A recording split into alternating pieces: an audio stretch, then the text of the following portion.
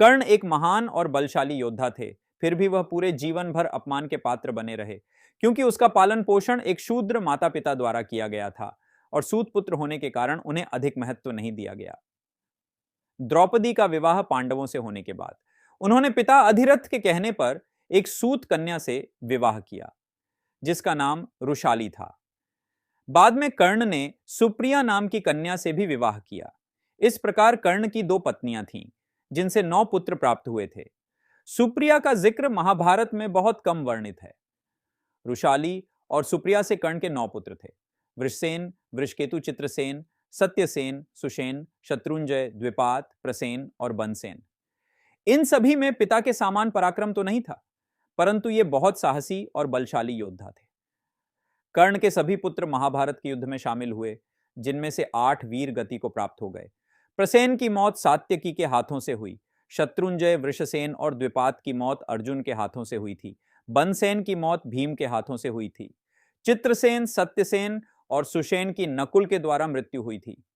Bunsen ने युद्ध में सबसे बलशाली पांडव भीम से युद्ध किया और भीम के द्वारा ही बनसेन वीर गति को प्राप्त हुए थे।